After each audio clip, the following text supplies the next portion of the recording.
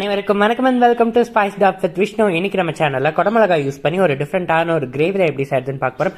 நார்மலா நம்ம குடமிளகா வாங்கினோம்னா அது பீஸால டாப்பிங்ஸா போடுறது, சாண்ட்விச்ல வைக்கிறது, பர்கர்ல வைக்கிறதுன்னு தான் பண்ணிட்டு இருப்போம்.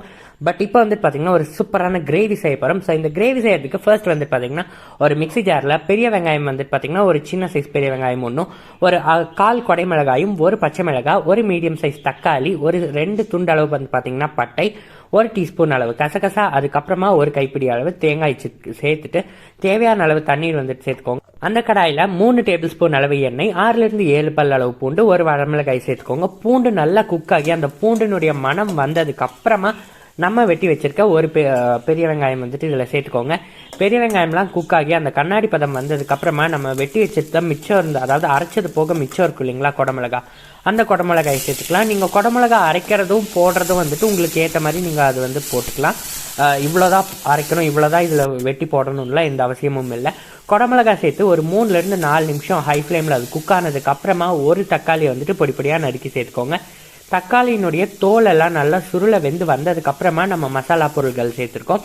என்னன்னு பார்த்து 1 டேபிள் ஸ்பூன் அளவு வரமிளகாய் தூள், 1 டேபிள் ஸ்பூன் அளவு கொத்தமல்லி தூள், 1 டீஸ்பூன் அளவு மஞ்சள் தூள், தேவையான அளவு கல்லுப்பு சேர்த்துட்டு ஒரு 3 நிமிஷத்துக்கு அப்புறமா நம்ம அரைச்சி வச்சிருந்த அந்த பேஸ்ட்டும் சின்ன சைஸ் டம்ளர்ல 2 டம்ளர் அளவு தண்ணீரும் சேர்த்துட்டு நல்லா கலந்து விட்டுக்கோங்க. நீங்க வந்துட்டு இந்த குடமிளகாய் தொக்கு நான் செய்யறேன் இல்லைங்களா, இதை வந்துட்டு இந்த மாதிரி ஒரு கிரேவி பதத்திலையும் நீங்க வந்துட்டு ஒரு சால்னா பதத்திலையும் பரிமாறலாம். அப்படி இல்லைன்னா கொஞ்சம் நேரம் அதை குக்காக விட்டு ஒரு தொக்கு பதத்திலையும் பரிமாறலாம்.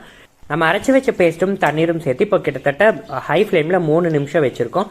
இந்த டைமில் ஒரு 3 டேபிள் ஸ்பூன் அளவு தயிரும், 1 டேபிள் ஸ்பூன் அளவு நெய்யும் வந்துட்டு நான் சேர்த்துருக்கேன். நீங்கள் நெய் சேர்க்கறதுக்கு பதிலாக பட்டர் கூட சேர்க்கலாம், அது எல்லாமே உங்கள் விருப்பம் தான். சேர்த்துட்டு நல்லா கலந்து விட்டுக்கோங்க. தயிர் வந்துட்டு பார்த்தீங்கன்னா அப்படியே திரிஞ்ச மாதிரி அங்கங்கே கட்டி கட்டியாக இருக்கும்.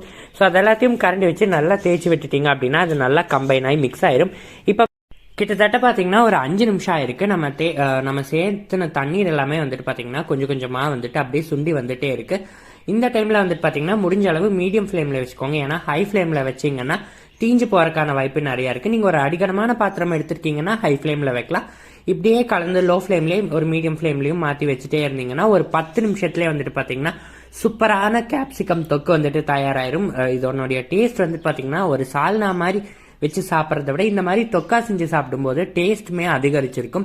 அதுக்கான ரீசன் என்னன்னு பாத்தீங்கன்னா, நம்ம சால்னாவை விட தொக்கா செய்யும்போது பாத்தீங்கன்னா எக்ஸ்ட்ராவா ஒரு 10 நிமிஷம் அது கொதிக்குது. அப்படிங்கும்போது 10 நிமிஷம் எக்ஸ்ட்ராவா குக் ஆகும்போது நம்ம சேர்த்திருந்த தக்காளி, குடமிளகா, பூண்டு இதனுடைய டேஸ்ட் எல்லாமே வந்துட்டு பாத்தீங்கன்னா குக்காக இன்க்ரீஸ் ஆகும்.